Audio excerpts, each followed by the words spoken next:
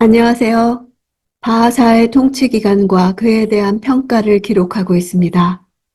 오늘 본문은 열왕기상 15장 33절에서 16장 14절입니다. 33절. 유다의 아사왕 3년에 아히야의 아들 바하사가 디르사에서 온 이스라엘의 왕이 됐고 그는 24년 동안 다스렸습니다. 온 이스라엘이라 했으나 북이스라엘을 뜻합니다. 나답 때는 단지 이스라엘의 왕이 되어 다스렸다라고 표현한 것과 비교되는 것으로 북이스라엘에 대한 바하사의 통치권이 나답에 비해 훨씬 강력했음을 보여주는 표현입니다.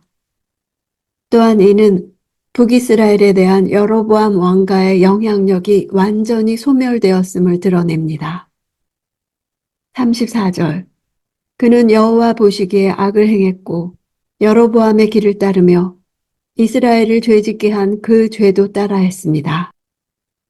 바하사의 행적에 대한 전반적 평가입니다.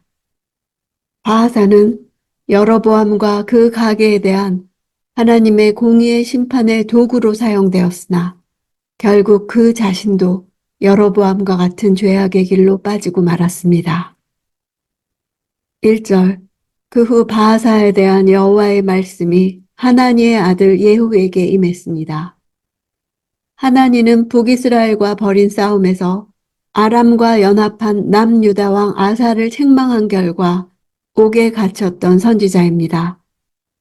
그의 아들 예후는 북이스라엘 왕 바하사의 죄악을 꾸짖고 그의 멸망을 예언합니다.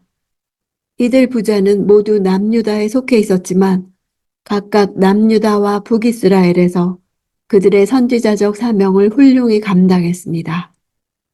이렇듯 남북 분열의 혼란스러운 상황에서도 하나님의 뜻은 선지자들을 통해서 남유다뿐만 아니라 북이스라엘의 왕들에게도 전해졌습니다.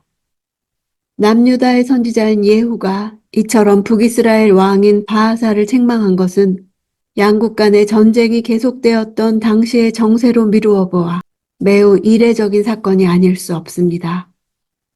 이러한 전쟁 상황에도 불구하고 하나님이 자신의 선지자를 통하여 바하사를 책망하신 것은 남왕국 유다뿐 아니라 북왕국 이스라엘까지 포괄하는 당신의 언약 백성을 향하신 끝없는 관심과 배려 가운데서 그 백성이 자신에게로 돌아오기를 바라시는 하나님의 지극한 사랑을 보여주는 것이라 하겠습니다. 비록 남북으로 분단되기는 했지만 남유다뿐만 아니라 북이스라엘 역시 동일한 하나님의 언약 백성이었음이 이러한 점에서도 잘 드러나고 있습니다. 4절.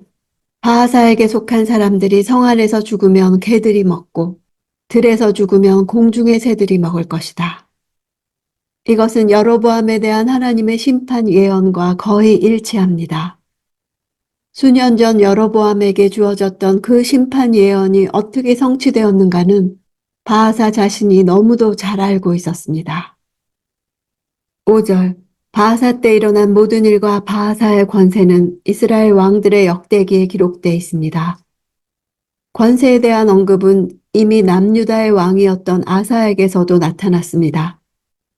그러므로 24년간 북이스라엘을 다스린 바하사는 41년간 남유다를 다스린 아사 왕과 비슷한 정도의 권력을 누렸음을 알 수 있습니다. 9절. 엘라가 디르사에 있는 왕궁 관리인 아르사의 집에서 술에 취해 있었는데 왕의 전차의 2분의 1을 관리하는 엘라의 신하장관 시므리가 반란을 일으켰습니다. 이때는 북이스라엘이 기브돈에서 블레셋과 전투를 벌이려고 대치 중이던 긴박한 시기였습니다. 전투 상황에도 불구하고 신하의 집에서 만취해 있었다는 것은 엘라가 나태하고 방탕한 왕이었음을 잘 보여줍니다.